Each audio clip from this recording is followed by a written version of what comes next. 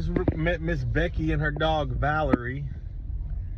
She's been on the streets I think about a year now, and I asked her if she would like to be interviewed, and she initially said no.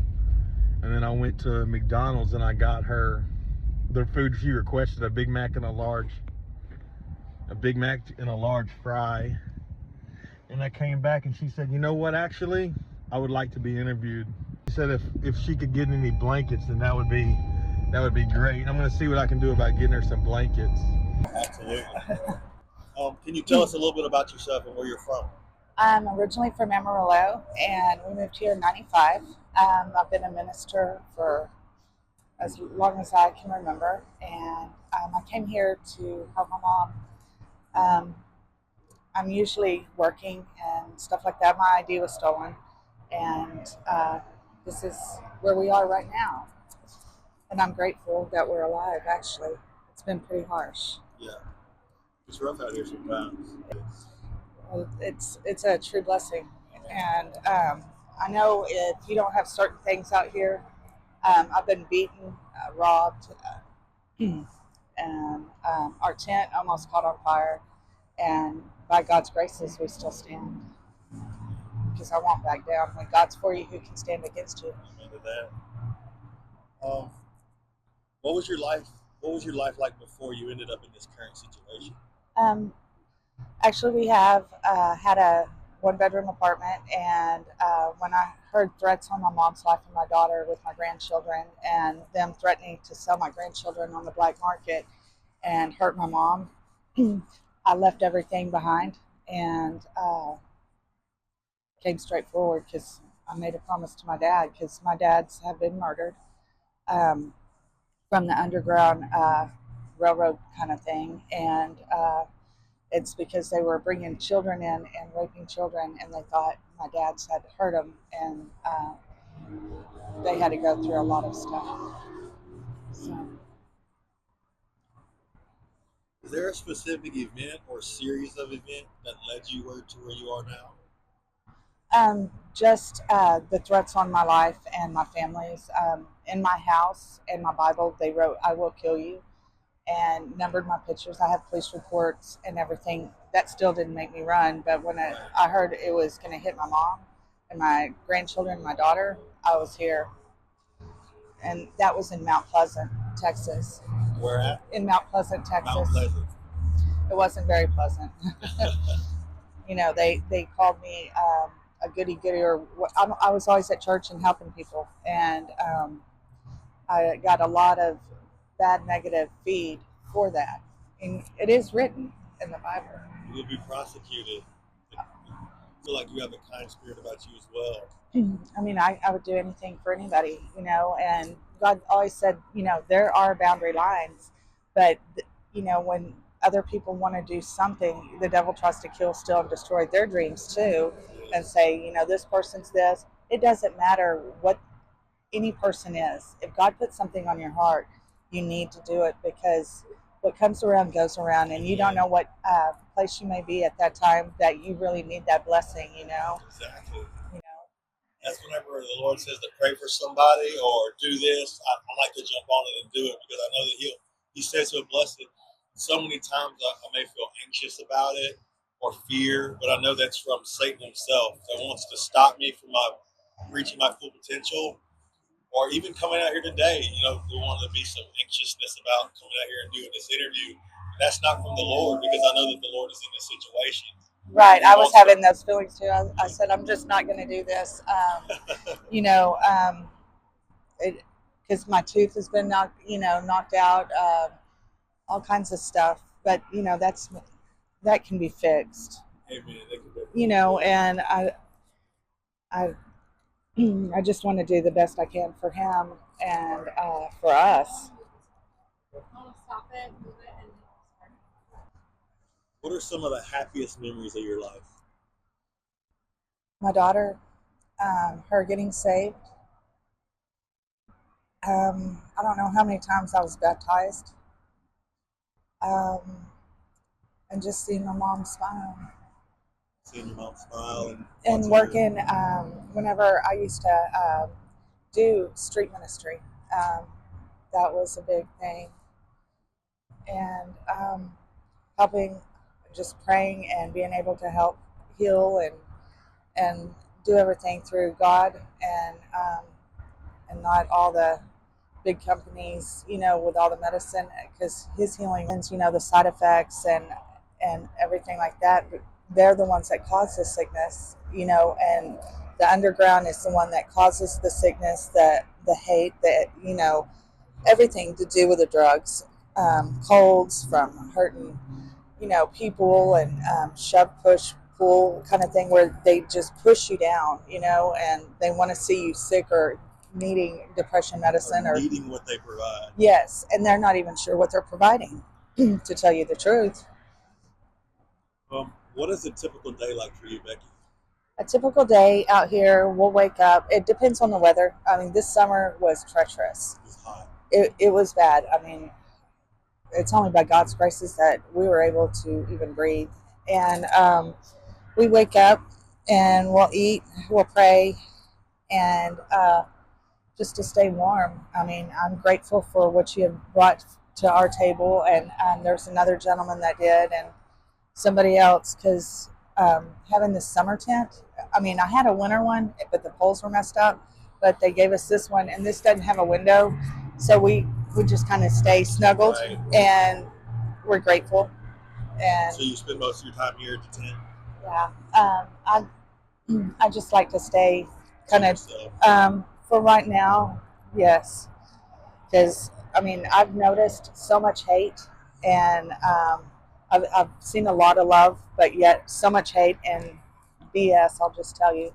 Yeah. And I'm not about that life, and I don't like to be in junction with all kinds of lies and for save the drama for yourself, because please keep me out of it. What are some challenges that you face on a daily basis? Let's see. Trying to figure out where we're going to get food. If we're going to be removed from here, and is that a fear of yours, being removed from your spot? So not. I mean, I could go anywhere. It's just a hassle. I have traumatic brain injury, epilepsy, and brain cancer, and that's spread. You have brain cancer? And it's spread, but I believe in God's healing, and I can tell the difference from probably about 2 years ago to now. I can tell the difference. I refuse to do chemo. I've had enough radiation to. Oh, it's horrid. I couldn't even begin to comprehend what God has planned, because this is the last of the revelations, and of all revelations to the new beginning of the new world and the new heaven and all of that. And so things are they're changing all over the world. I mean, we can feel the earth move. The fires in Los Angeles. Have you heard about those? I have. They're like devastating. Now? Devastating. They're still burning. They're still burning right now. Oh, yeah. Are there any places or people that have been particularly kind to you? Let's see. I know that 7-Eleven's been pretty kind to me. This one over here? Yes, they have been. Last summer, I stayed there where the mall is. There's a 24-hour fitness, and across from 24-hour fitness, there was a Chinese restaurant, and it had electricity, and they let me stay there. Nice. Where we would have a fan and everything. You'll charge your phone. Well, yeah. The phone wasn't important really, as much as us having air and not, because it was just suffocatingly hot. Yes, in the summertime. It was, and there was. We had to pay for water and stuff, but there was a place across from the store.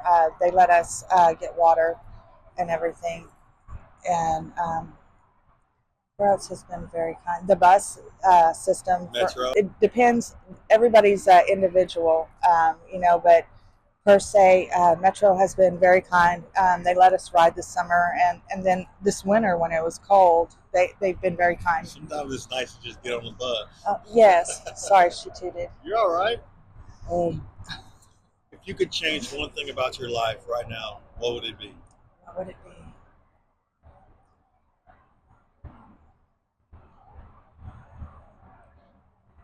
well, to not be in my tent, be somewhere where I can be able to help others again. The Lord to elevate you to a place where you can be your full potential in the Lord, Yes. which He has that for you. Yes, and be able to preach again. Well, what do you wish people understood about homelessness and the things that you struggle with? Um, People are people, and just because you see somebody and they look all messed up, I mean, a kind word, some food. A lot of people don't like to give money, okay, and some do and some don't. But a kind word, a gesture that they're people too. I'm a person, and all these games out on the street, games, it's like, well, don't help this person, or get this or get that. That needs to stop. It needs to stop because it's going to come back. Karma is on a route of quickness now, and playing games against or hurting or harming another is ridiculous. But people need to know everyone is human, and You're a person too, yeah, and you matter. yeah, You're not just you're not invisible. it feels like it a lot, and because it's like we were walking down the street, it's like they don't see us and they want to just run over us. Exactly. And everybody's a paycheck away from being out here, But people are just one or two decisions away from being in it themselves. Exactly, and they think everybody that's homeless is a drug addict or this or that. That's not true. That's right. And I mean, for years, I've worked out on the street in Mount Pleasant, Wichita. I mean, different places I've been, and it's not true, you know. And if somebody chooses to do something in moderation, so be it. How do you know that just didn't you know, pull them out of killing themselves or killing you? But You never know somebody else's mindset. exactly. That's why we have to be Exactly. kind. Yes. No matter what, even if it hurts you, there's a reason that Valerie. There's a reason that you're feeling a certain way. Well, that person's this or that. No, that person could have been you. Stop being mad at them for what you're going through. If someone gave you unlimited resources for your life, what would you do with them? What would I do? Pray first, and then give back everything that I have, because it's not mine to give. If God entrusted me with it, then it needs to be exactly precise how God wants it. Man, and Abraham and his sons Isaac, they had flocks, huge flocks, but I think it's more about what we do with the resources that God gives us. Right. And when it becomes the love of money, when it becomes the love of the things that just to have control, more, power. I think that the resources that the Lord gives us is to be made for His glory. And how can I help others? Lord, give through me so I can give too. Exactly. And whenever you do that for you, your family, and if you're blessing your generations, doing God's work before even generations are here. And so you're making the way for your family to be blessed and to be a blessing to God, and to overskip all the curses that the devil wants to put on you, because that's blocking. Generational curses, they're real. Yes, they are. And so it's blocking somebody everything. has to stand up and do what's right. Exactly. And stop those curses and deny ourselves and pick up our cross, Right. And see, I think when I was praying, I said, Lord, for all the cancer to be gone, for everyone, to break all the chains and the barriers. I hurt when you hurt. He hurts when I hurt, break all the barriers where there's no more addiction, no more, any kind of addiction, and where families are together and not apart. And people walking out on the street, it sounds so not so surreal, but it is, where there's no enemies. And I prayed for all the evil and hate to be gone, and just for everyone to be blessed and to be a blessing to another. You have to think, ahead and not back of what your family's been through. It's like, okay, how can I change that for my family? Exactly. So it's they come out of their sleep pattern, so to say. Is there anyone or anything that gives you hope in your life right now? God. God. And she helps too. She's a medical service dog. She lets me know before I have seizures and if I'm anxious at all. And she's been a huge help, I imagine. She has. A good companion. Yes. And I mean, she'll I swear, I mean, she talks whenever she wants to. It's like, use your big words, in Valerie. the way that you understand. Yes. And she'll show me what she's talking about, and it's amazing. It's God at work. Dogs are the only ones with God's name. And, yeah, exactly. you know, it's like, you know, if you mistreat a dog, that means you're mistreating God. That's how I put it. And it's like, you need to be grateful and thankful, you know, and a lot of people have been so kind to her, and it's like, I'm grateful for that. What do you think society or the community could do for the homeless population? Society, take a look at oneself first, and do an inventory within yourself. If that was you, how would you want to feel? And if if you're in a position that you can make a difference, because there are so many apartments, houses, that no one should be on the street in Houston alone, for the whole homeless community all over the world. If you are in that position, make a difference. Don't leave one person out. Get them up, and then, you know, if they have that position, then I'm sure, you know, there's people that know how to find jobs, and give people a chance. You know, they may not be able to pay exactly what everybody else, you know, are Section 8, Section 9. See, they got to get on their feet somehow. Exactly. This needs to be a new homecade where homeless are off the street and can fit into society. You don't understand. There are so many amazing, amazing, smart people out here, and you know, they either lost their wife, their husband, or, you know, went down a road that maybe someone else doesn't have to travel. You know, and thank God for that. Yes. You know, there's people out here too. Exactly. And I've met some very smart and talented people out here. I know, it's amazing. And it's really amazing. You know, sometimes the situations they're put in, and how, like we said earlier, they're just one or two decisions away from being on the streets themselves. Growing up, I would have never imagined that I would be on the street, but yet I was sleeping behind a dumpster. Yeah, and I did too. In Mount Pleasant, it actually was the warmest place I slept. You know, she and I, there was a dentist office and then a Verizon, and it was nice, and they were nice to us. You know, if there's anyone you could reconnect with, who would you like to reconnect with? My daughter. Your daughter? Yeah, she's been fed full of lies, and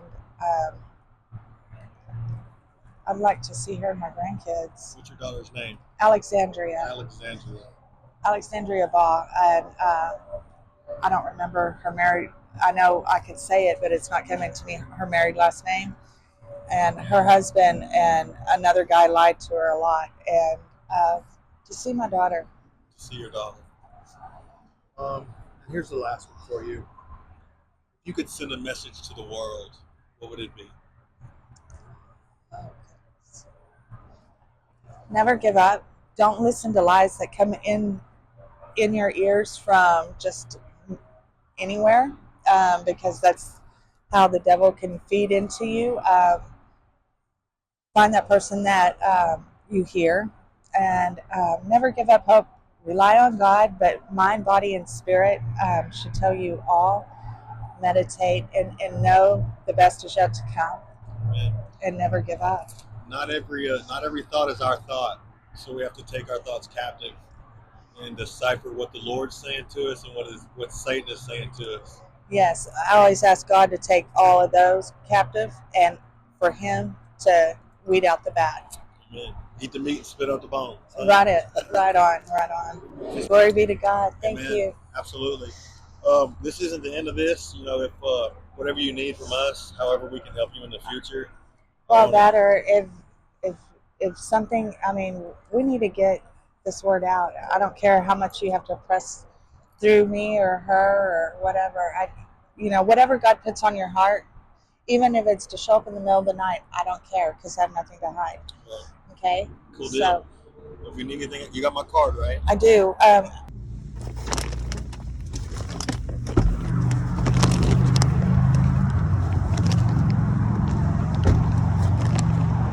Becky, you there?